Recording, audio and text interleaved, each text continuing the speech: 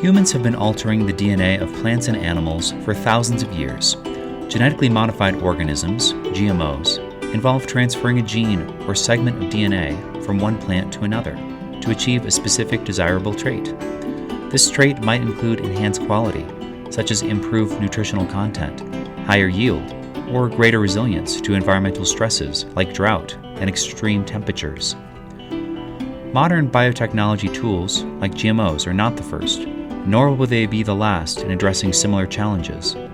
In fact, gene editing, a more recent biotechnology, achieves similar outcomes with greater precision. Nearly 30 years ago, South Africa became the first African nation to commercialize GMO products, including GM corn, GM cotton, and GM soybeans. With scientific capabilities on par with developed countries, South Africa has successfully leveraged GMOs to boost agricultural productivity. Efforts to introduce GMOs in other African countries to address agricultural challenges have been quite limited. However, Professor Ademola Adenle, inspired by his father, a Nigerian smallholder farmer, has been leading initiatives to promote the adoption of GM technology across Africa. There is no doubt Professor Ademola Adenle's efforts are truly remarkable.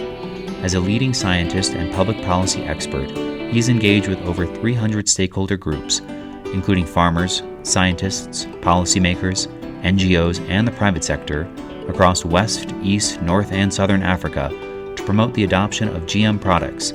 In 2013, his research represents the largest study ever conducted on GM agriculture in Africa.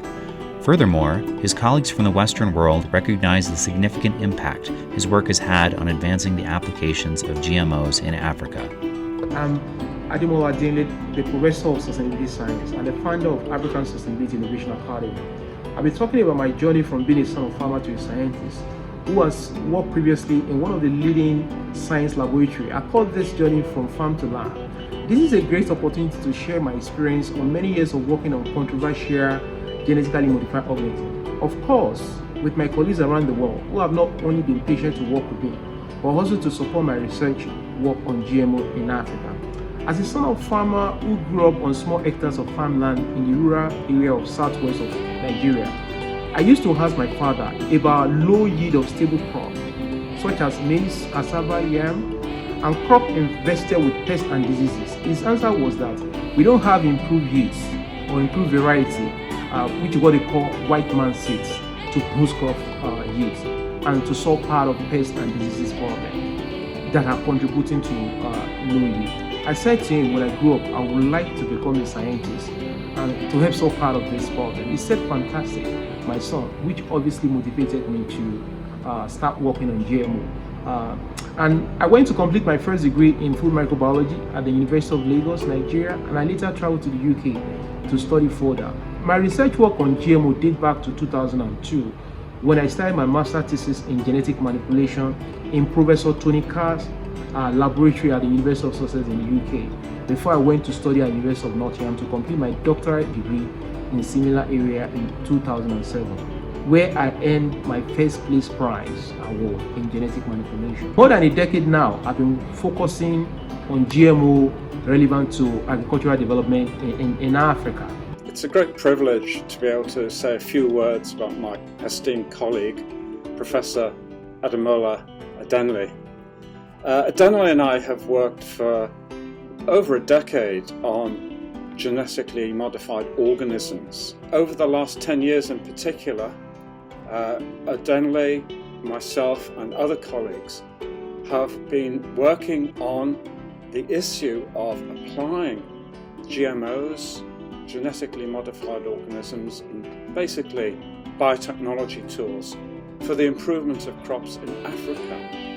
Now, Africa, it's the home of the human race.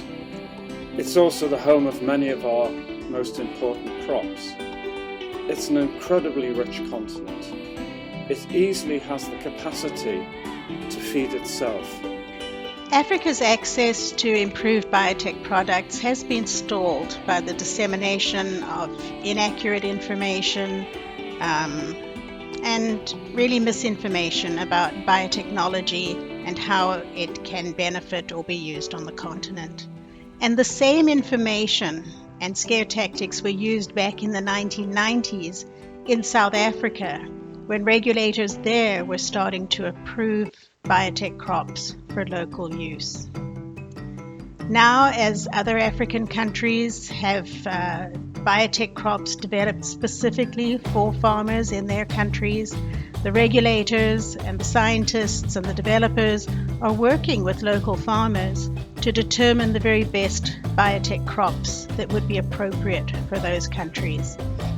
Well, I think if we talk about the key challenges, it's really important that the political will and political understanding to truly develop local agricultural sectors and agribusiness has been greatly influenced by risk-averse politics and policies in Africa.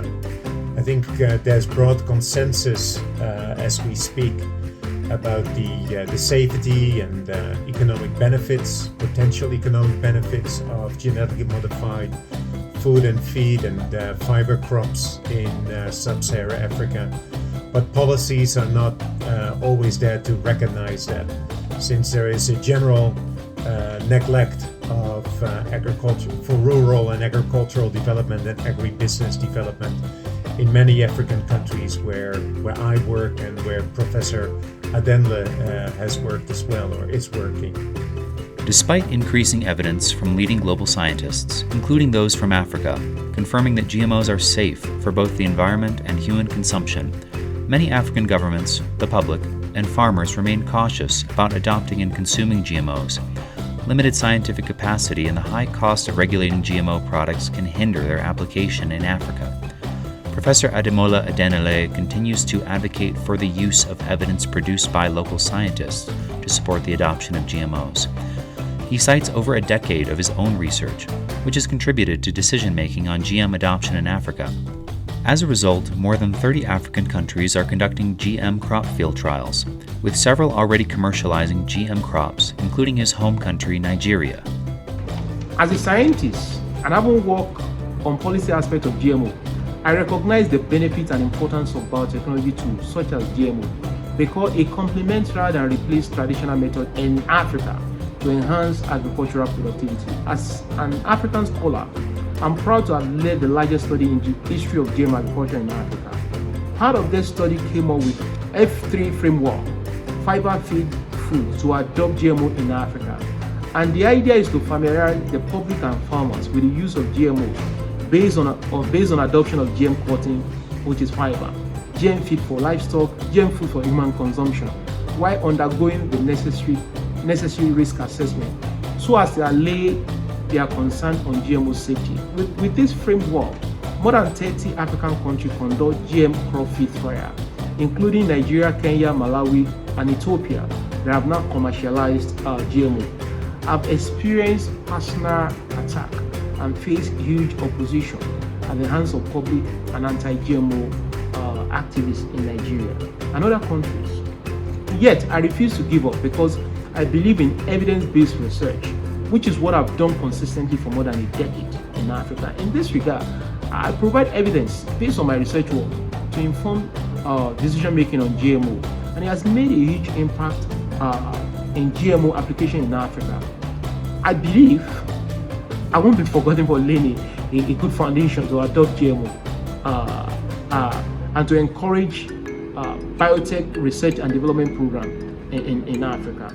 Adenle has already had a huge impact in policymakers in bringing these issues to the attention of policymakers in Africa and Nigeria in particular, his home country, a reluctance to use this incredibly powerful technology. And yet, exactly the same technology, genome editing, is being used in medicine to cure genetic diseases, which were previously completely incurable.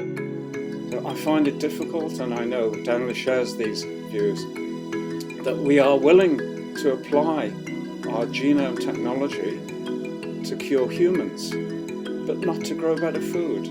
To me, it's a very strange situation. Happily, most of the world is now applying these technologies, and I will see my work in Asia, Southeast Asia, China, South America.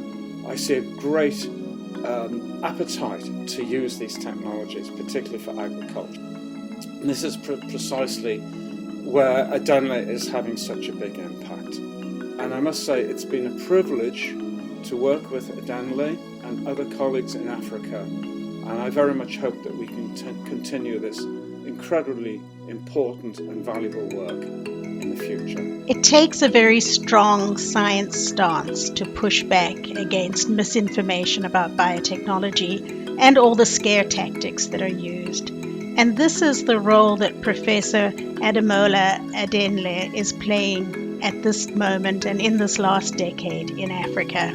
He's standing up against the misinformation. He's assessing the information and pointing out the scientific facts.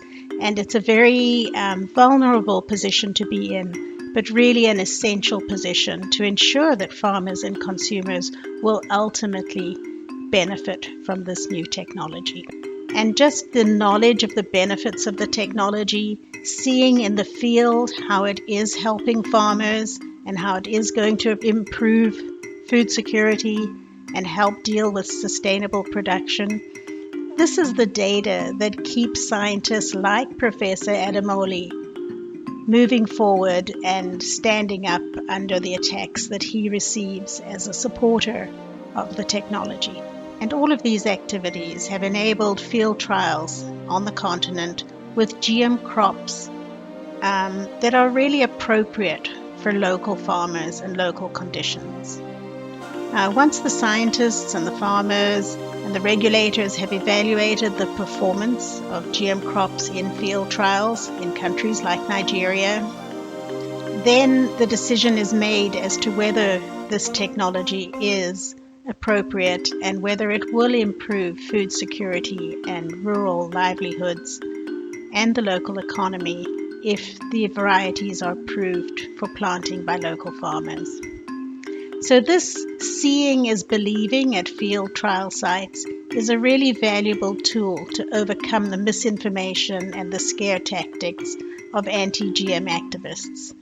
And this is an area that Professor Ademola's work has really helped in by bringing forward the knowledge of how these crops are benefiting and can benefit Africa. It has been possible to run more trials in more countries and give farmers and regulators a chance to assess the technology on the African continent and determine whether it is appropriate for their use. What we need to be continuing to support, and which Professor Adenle does so well, is to continue sharing information, sharing experiences from countries such as Nigeria, that is adopting and presently cultivating genetically modified food crops. Ensure that we analyze experiences, analyze adoption patterns, and share the findings from that research, and also share the types of costs and benefits that we can assess by doing the type of policy-relevant research that Professor Adenle and other partners are undertaking. One of the things I know that Professor Ademola has mentioned in the past is to have a more centralized approach in Africa to policies and risk assessment of GMOs. I would strongly believe that in the future a more centralized approach would be highly useful. This is about sharing resources, it's about sharing scientific expertise to do with issues like the approval of products and so on.